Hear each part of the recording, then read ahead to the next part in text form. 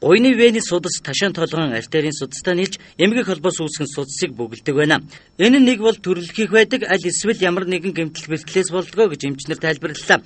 За энэ нийлсэн хоёр судасыг салгаж тус тусад нь цус гүүхээр болгож нэг нэгээр нь бөглөхийг судасны эмгэгийн холбоосыг судсан доогуур нь бөглөх мис засал гэж нэрлэдэг байна.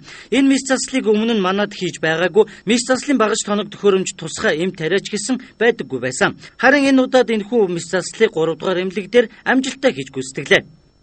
Энэ судсан доторх мэсгэлийн аргаар бөглөх эмчилгээг бол манай монголчин анх илэгний хавдрын тижээх судсыг бөглөх эмчилгээг Шагдар сүрэн эмчтэр анх энэ 3 дугаар эмнэлэг дээр хийсэн шүү дээ.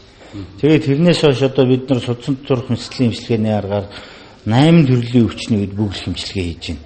За энэ бол одоо 9 төрлийн өвчин бол таарж шүү дээ. Энэ 9 төрлийн өвчин бол анх удаага бөглөгдөж байгаа эмчилгээ.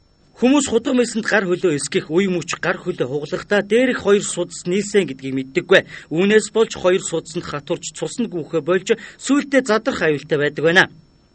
Энэ холбоос эмгэг сүлжээлийн хаах эмчилгээ хийхэд энийг гуйны салаанаас гарсан одоо 5 салааг тавууланд нь ийм бөглөх юм хийгээд одоо яг байж байгаа адил нь тэнд харагдаж байгаа. Тэгсэн дээр ингээ бөглөх эмчилгээ хийхээр нь бол нэг артерийн судасны урсгал холилдохой болоод тусдаа усны урсгалны өгдөөд хийм болно гэсэн. Ингээд удаан хугацаагаар үргэлжлээд явах юм бол энэ бол сүүлдээ одоо артерийн даралт ихтэй судаснаас венийн судсанд урсгал очиороо судас нь хагарах, ярж шарих, өсөх, тусаалдах ийм хүндрэлүүд гардаг.